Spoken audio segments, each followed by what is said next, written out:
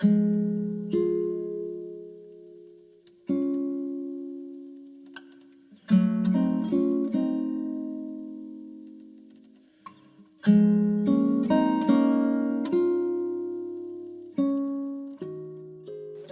history of the Saint Chamond tank. The second French tank developed in parallel with Schneider CA.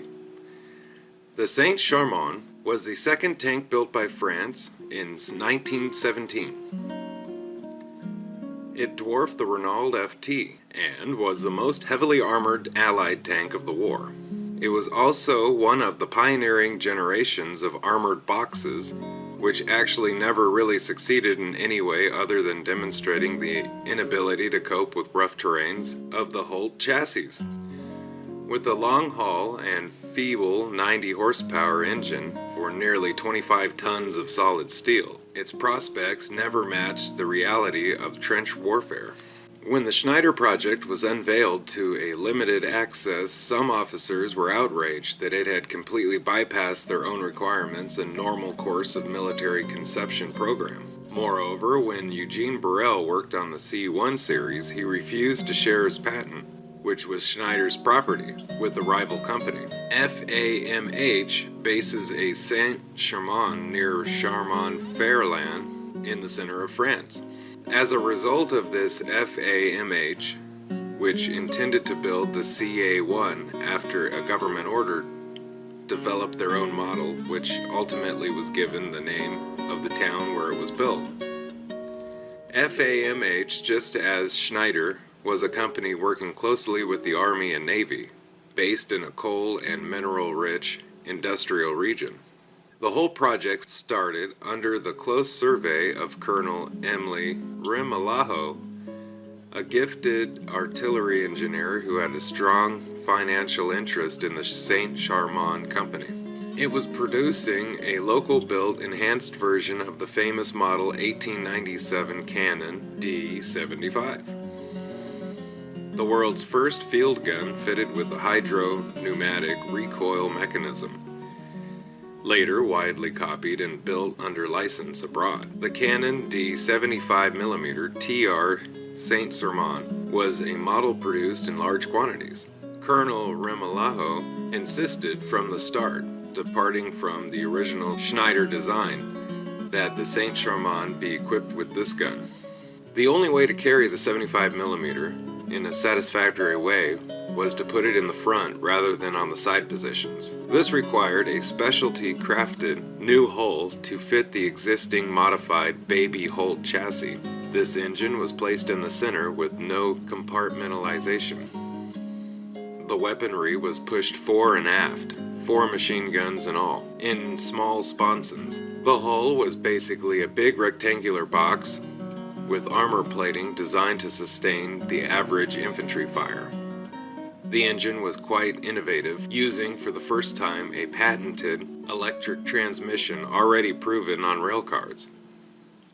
When the prototype was ready in September 1916, it came as a shock to Colonel Estienne, who had never been informed of the rival project. He would have preferred massively producing the Schneider instead, notably from an organizational as well as a logistical point of view. Only the lobbying of Colonel Remenero in partisan political spheres provided the green light for 400 units. The Saint Chamond, which was designed to carry the 75mm in a big fighting compartment, was larger than any previous prototypes, including the CA1. The hull looked as if it had been stretched, protruding over the Holt chassis. Ground clearance was a concern from the start, as well as weight distribution. The frontal part of the hull, housing the gun, was too heavy, and tests showed it to have a tendency to sink nose first into the mud.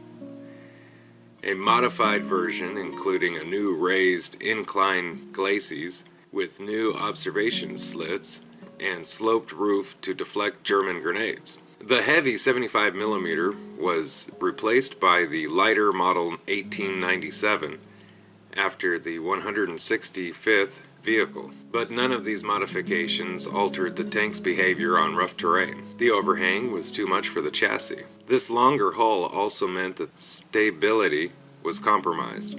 Soon, if the noise, hot environment, smells, and toxic poisoning weren't enough, the crews experienced seasickness after prolonged rough rides. Later models had their frontal armor reinforced with additional bolted plates. Production began in March 1917 and ended in March 1918, after the 377th vehicle. The remainder were converted to supply tanks and recovery vehicles. They saw their first action in Lafayette's mill on May 5, 1917. Several were stuck in various trenches, but 3 succeeded. In total, following deliveries, 12 artillery groups were raised, number 31 to 42. However, its obvious limitations quickly caused regular complaints from various officers relaying crews. It was phased out as an offensive tank on the sole profit of mass-producing the FT. However, their precious 75mm and speed on roads and moderately flat terrains made them ideally suited for mobile assault guns to deal with German batteries. In the summer of 1918, the Allies were on the counter-offensive, and the Saint Chamond found open terrain suitable for it. They fought on, sometimes with other tanks and U.S. troops, until the armorist. Understandably, the Saint Chamond was considered obsolete by 1918, but this did not prevent its constructing company from developing a replacement model, highly inspired by British designs. It was intended to weigh 25 tons, with full-length tracks and a rhomboid hull, differing by a forward towering driver post and 2 75mm guns in the sponsorns. Saint Chamond was unable to produce it quickly, and the initial order was eventually dropped, as well as the project. No Saint Chamond actually fought outside of France, despite some rumors that a handful were sent to the Polish forces fighting against the Soviets in 1919. The sole survivor was sent to the U.S. Aberdeen Proving Grounds for evaluation and tests after the war. It was given back after a 67-year loan and arrived in France in 1985, along with the Schneider CA. Both are on display now in the Sumer Museum. Specifications: dimensions 8.9 meters by 2.70 meters by 2.40 meters, or 29 feet 2 inches by 8 feet 10 inches and 7 feet 10 inches. Total weight, when battle ready, was 23 tons. It was crewed by 9 people. Propulsion was a 4-cylinder petrol 80 horsepower. Its speed topped out at 12 kilometers per hour or 8 miles an hour. Its range was 60 kilometers or 37 miles. Main armament was the Saint Chamond 75mm TR long-barreled field gun, or 75mm M1897 long-barreled field gun. Secondary armament: 4 Hotchkiss M1914 8mm air-cooled machine guns. Armor: 11 to 19mm, or 0.43 to 0.75 inches. Total produced 400 units. Thank you for watching the history of the Saint Chamond French tank. Don't forget to like, share, and subscribe if you already did. Thank you. And special thanks to the Tank Encyclopedia website for all information provided today. Have a great day. Bye-bye.